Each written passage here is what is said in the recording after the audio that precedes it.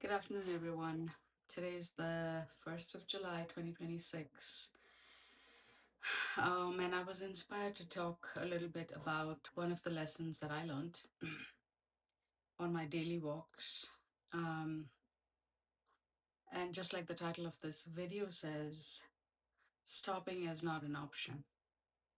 What do I mean by that? First, let me talk about where that inspiration came from. So, over the last few years, I made it a habit to go on multiple walks a day, trying to hit that 10,000 step goal. So I would walk for 10 or 15 minutes in the morning, 10 or 15 minutes in the afternoon, and then a slightly longer walk, maybe 20 to 30 minutes, or a little more if I had the time and the weather permitted.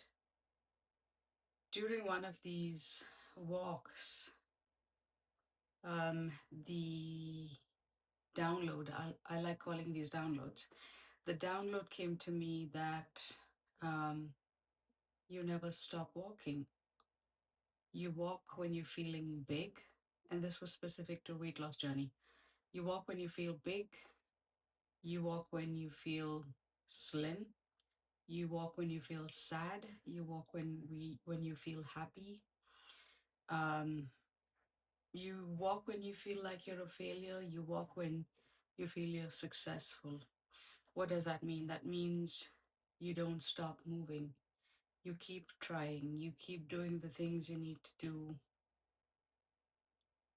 to progress. So, if this example may be specific to a weight loss goal, so sometimes we see results, we get excited, and we want to stop the walking. You don't stop at that time. Sometimes you feel like you're doing so much and you're not seeing the weight loss, you're not seeing the results. You feel dejected and you want to stop. Don't stop. Also, the inspiration or the idea that movement is equal to life and stagnation or a lack of movement is death. Um, as long as we have breath, as long as we have life, we keep moving, we keep trying, we keep doing the things we know we must do in order to keep moving ahead. A couple of other quick examples I can give is if you're looking to work towards your financial goals, if you want to start saving more, if you want to budget, maybe this you started doing that and this month you were hit with an unexpected expense. Your car broke down, got into an accident, bad health, you had to get hospitalized, unexpected bills came in. That threw off your attempt to build your savings. Don't stop. Do what you need to do to pay those bills. Get back on your budgeting, get back on trying to save that money. That's one example. Another example I can think of is your social life. And this a few years ago happened with me, as we may know that as adults it's really difficult to make friends, especially if you're from a different country, if you're moved to a new city, a new state, you have to start from scratch. You no longer have a circle.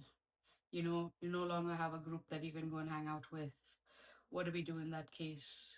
We keep making an effort. We keep seeking out common interests. We go to meetup groups. We find local libraries. We find local free activities, and we start doing those things. So if you're feeling